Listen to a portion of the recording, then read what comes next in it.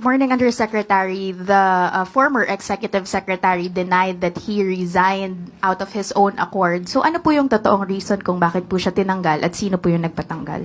Muli, binanggit na po natin ang ating sagot at sila'y nagkausap na po. At sinabi nga po natin, pabayaan na po natin at sila naman po ay nagkausap na. I'm sorry, hindi namin pwede pabayaan because the taxpayers who are funding the government and are actually paying the salaries of this administration is actually asking for the truth from the palace. Bakit po natanggal yung executive secretary at sino po yung nagpatanggal sa kanya?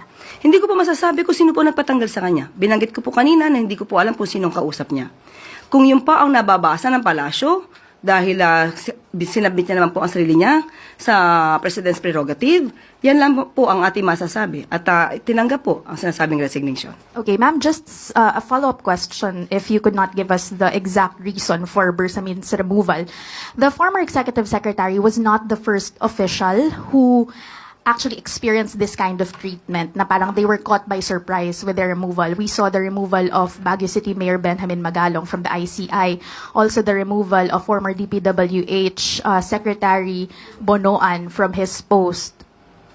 How does the palace actually explain the seeming trend of unceremonious removal of high-ranking officials in the Philippine seat of power? Tanong po natin, tinanggal po ba si Mayor Magalong? Sino po ba ang nag-resign?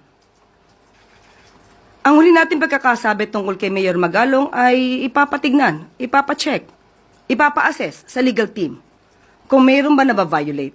Wala pong nagpa-resign kay Mayor Magalong. Aksyon niya po yan, voluntaryo. Kaya hindi po pwedeng isama o sabihin na may unceremoniously call for his resignation. Yung nire-raise po nitong mga opisyal na to is that nauuna lagi daw po yung yung announcement before they were actually called on or discussed yung issue with themselves. How does the palace respond to that? Na may parang gap in terms of communication within the president's inner circle? Tandaan po natin, lahat naman po kami ay ang aming service ay upon the pleasure of the president. Sabi nga nila, pagpasok mo dito, hindi mo alam kung ito na yung huling araw mo. So lahat po kami dapat ay handa doon.